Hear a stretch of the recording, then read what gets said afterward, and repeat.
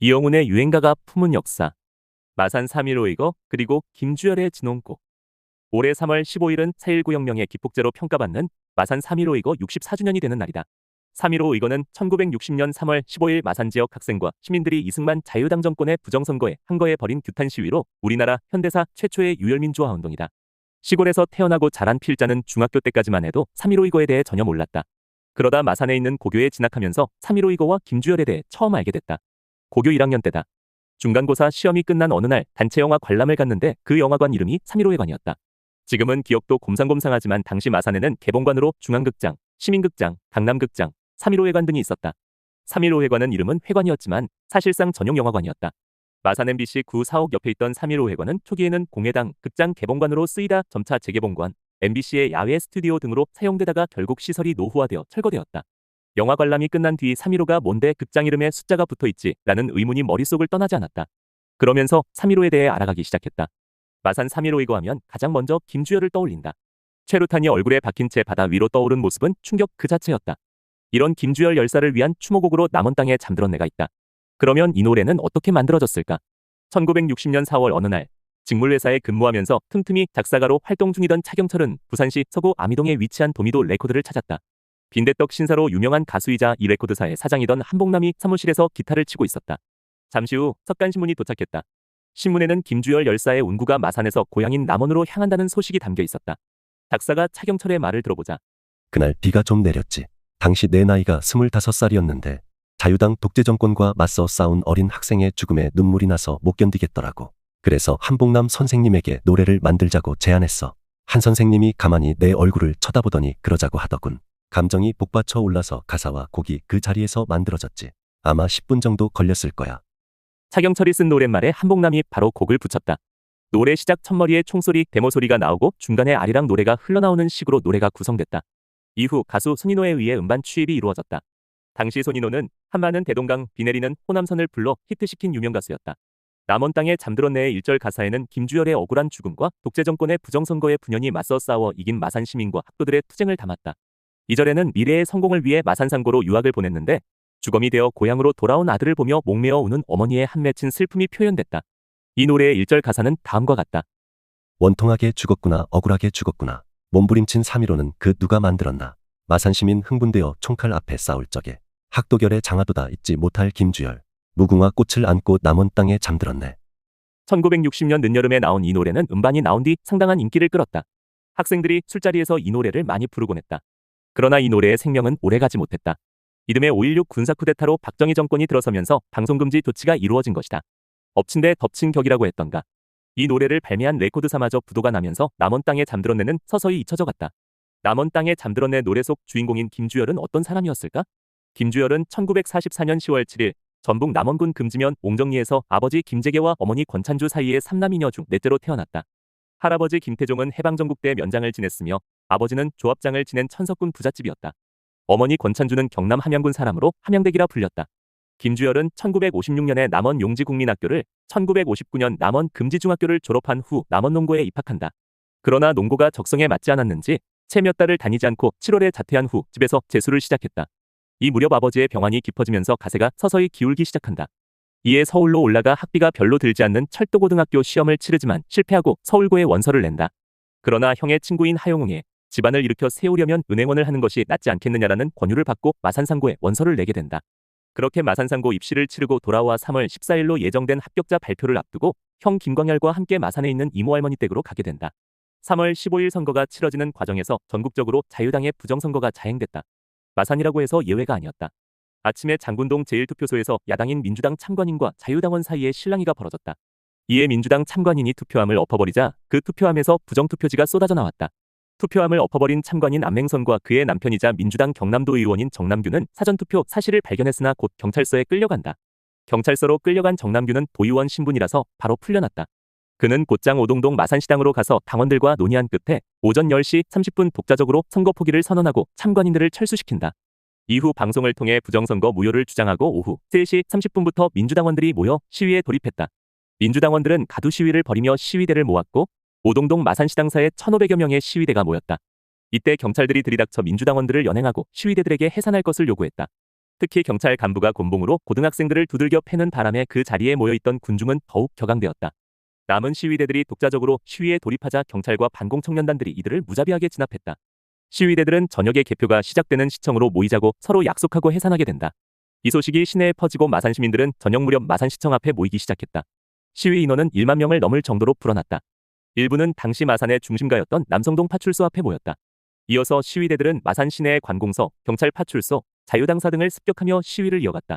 당시 김주열의 이모 할머니는 열렬한 민주당 당원이었다. 이모 할머니는 자유당의 부정선거로 인해 투표 통지표가 전달되지 않자 종일 울분을 터뜨리고 있었다. 그러던 중 부정선거가 들통이 나고 학생과 시민들이 거리로 나와 시위를 하자 이를 목격한 이모 할머니가 김주열 형제에게 시내에 나가보라고 한다. 김주열과 형은 이렇게 해서 이날 저녁 무렵 무학국민학교 앞에 부정선거 규탄 시위 현장에 나가게 된다. 이날 밤 경찰의 발포로 2명이 사망하고 70여 명이 부상했다.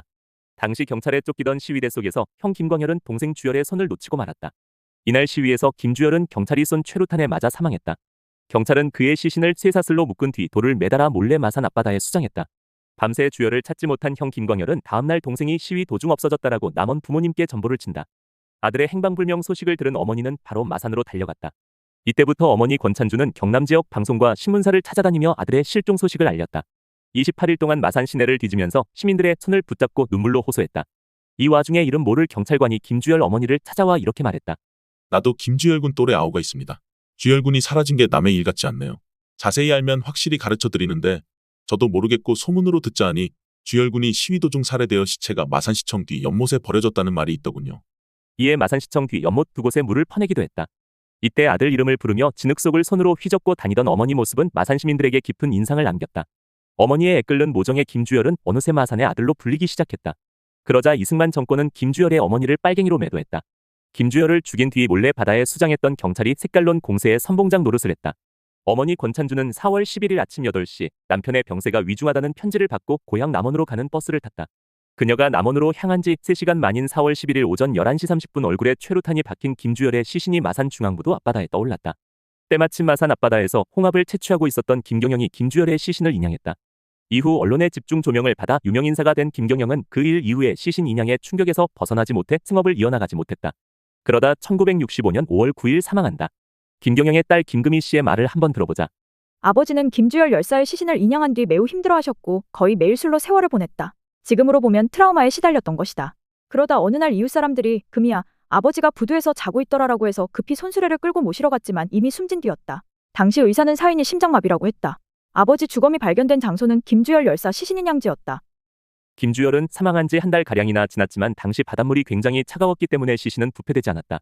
김주열의 시신 사진은 당시 부산일보 마산주재 기자인 허종 기자가 찍어 특종으로 보도했다. 이 사진과 보도는 AP통신을 통해 바로 전 세계에 알려졌다. 시민들은 김주열의 시신을 마산도립병원에 안치했다. 그러자 경찰은 영안시를 지키는 시민들을 강제 진압하고 김주열의 시신을 빼돌려 남원으로 싣고 갔다. 아들의 시신을 밤에 몰래 남원으로 싣고 오자 김주열의 어머니는 고향에서는 받을 수 없다. 부정선거로 당선된 이기붕 집 앞에 갖다 묻어라라며 고함을 치기도 했다. 결국 김주열의 시신은 경찰의 삼엄한 경계 속에 남원의 고향 뒷산에 묻혔다. 마산이 들끓었다. 김주열을 살려내라, 김주열을 살해한 범인을 처단하라라는 구호를 외치며 시민 3만여 명이 시위에 나섰다. 이 시위는 들불처럼 번져나가 마침내 서울에서 4.19 혁명으로 폭발한다.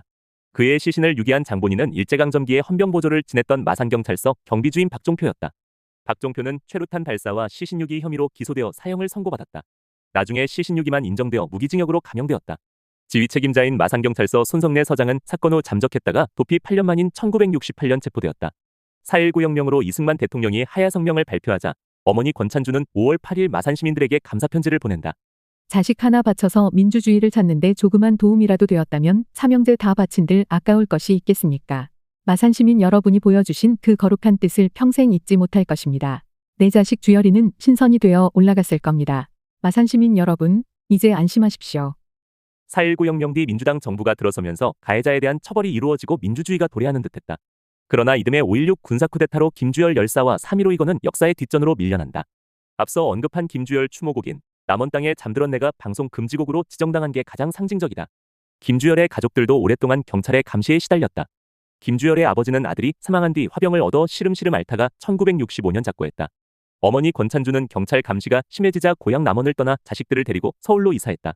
김주열의 어머니는 서울 현저동에서 하숙을 치면서 남은 자식들을 가르쳤다. 감시를 피해보려고 연희동으로 이사를 가기까지 했지만 소용없었다. 어머니 권찬주는 이후 국밥집을 하면서 조용히 살았으나 3.15이거나 4.19 혁명 행사가 열린다고 하면 마산이든 서울 수유리든 어디든 꼭 참석했다. 유족에 대한 경찰 감시는 1987년 6월 항쟁 이후에야 멈추었다.